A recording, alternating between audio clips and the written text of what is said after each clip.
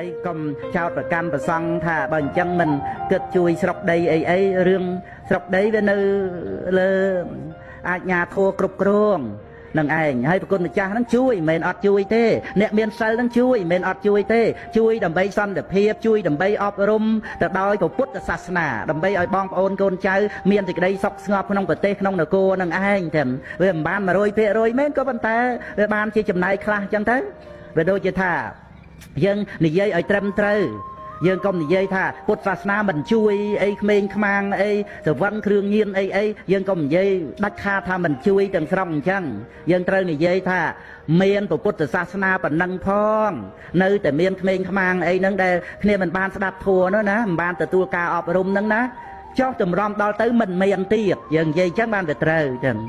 យើងនៅតែឲ្យគុណតម្លៃនៃពុទ្ធសាសនាប៉ុន្តែធ្វើម៉េចសូម្បីសម័យពុទ្ធកាលក៏នៅតែមានចោលដែរចោល500ចោល1000នឹងពុទ្ធត្រាស់ដឹងផងឲ្យព្រះអង្គទៅធ្វើម៉េចបើវារឿងជាអ្នកដែលខ្វះឧបនិស្ស័យអត់បានមកស្ដាប់ពធនោះប៉ុន្តែព្រះសង្ឃមានកិច្ចតួនាទីរក្សា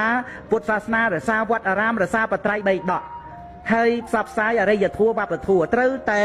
ឃើញគុណតម្លៃនៃព្រះសង្ឃដែលជាបព្វជិតអ្នកមានសិលនឹងចឹងទាំងដូច្នេះកណាគុណចាស់មិនមានបញ្ហាអីថាអាត្មាអញមិនបានជួយសង្គមជាតិអីមិនមែនទេគុណចាស់ជួយក្រៃលែងណាស់ជួយទាំងមនុស្សទាំងទេវតាជួយទាំងអ្នករស់ជួយទាំងអ្នកស្លាប់ទៅកាន់អបាយភូមិទៀតនោះដោយភាពជាតេខិណៃបុគ្គលជួយញាតិទៀតគឺណាញាតិតថចរិយាទៀតញាតិរបស់ព្រះគុណចាស់មិនត្រឹមតែបរតតោបជីវិតប្រែទេណាសំបីទៅកាន់អបាយភូមិនរកគ្រាន់តែនឹករលឹកមកត្រេកអរនឹងព្រះគុណម្ចាស់ជាបព្វជិតអ្នកមានសិលរួចពីនរកបានណានឹងនៅក្នុង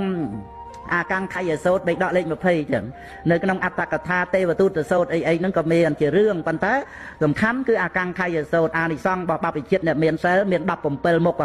នឹងឯងនឹងពួកញាតិដែលទៅនរកផងទេឲ្យតែចេះត្រេកអរនឹងប្រគុណម្ចាស់ជាអ្នកមានសិលជាបព្វជិតនឹងរួចពីនរកបានហើយមើលប្រគុណម្ចាស់មានអានុភាពទលំទលាយ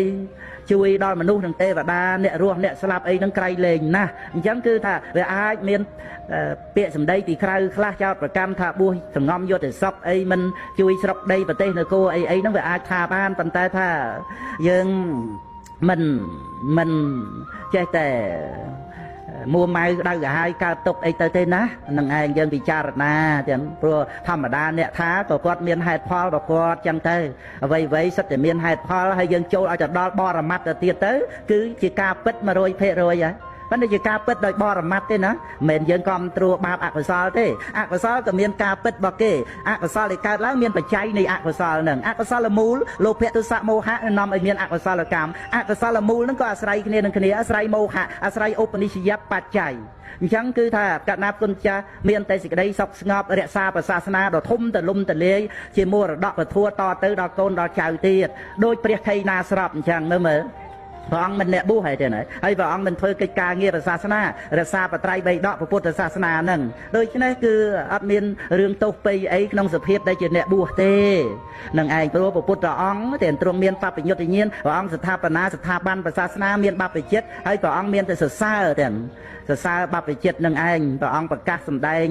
ឲ្យភិក្ខុវជីបុត្រមួយអង្គបានសម្រេចព្រះអរហន្តព្រះអង្គត្រាស់ថាទុបបពេជាងទុរភិរមៀងទុរាវាសាករិយទុក្ខាទុក្ខោសមានសង្វាសោទុក្ខានុបតិបត្តគូតាស្មាអ្នកចត្តគូសេយាអ្នកចៈទុក្ខានុបតិតោសេយាមកគាថាកន្លះអង្គប្រកាសពីរឿងវិខវិជីបុតនឹងឯងដែលអបសក់មកយប់នឹងឬគេដេញដំប្រគំដូរតន្ត្រី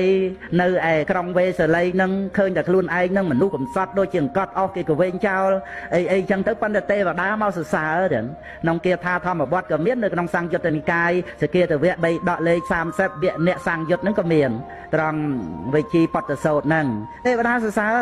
ថាអូមនុស្សនឹងទេវតាស្រឡាញ់លោកម្ចាស់ណាដូចជាសត្វនរកស្រឡាញ់ដំណើរទៅកាន់ទេវលោកអញ្ចឹងដែលវាទុកវាលំបាកហ្នឹងគឺថាត្រូវការដំណើរទៅកាន់មនុស្សទៅកាន់ទេវលោកណែមនុស្សនិងទេវតាណាគឺថាស្រឡាញ់ជ្រះថ្លាលោកម្ចាស់ដូចជាសត្វនរកស្រឡាញ់ដំណើរទៅកាន់ឋានសួគ៌អញ្ចឹងគឺមនុស្សក៏ដោយទេវតាក៏ដោយមិនមែនខ្វះទេទ្រព្យសម្បត្តិកាមគុណជាទេពប៉ុន្តែមកស្រឡាញ់ជ្រះថ្លានឹងលោកម្ចាស់ដល់អញ្ចឹងព្រឹកឡើងភិក្ខុហ្នឹងទៅទូលព្រះអង្គទៅព្រះអង្គសម្ដែងព្រះគាថាហ្នឹងឯងហើយក៏សម្រេចព្រះអរហន្តទៅរៀបរាប់ពីរឿងបួសហ្នឹងមិនងាយទេណាលះបង់វង្សាកណាញាតិមកបួសហ្នឹង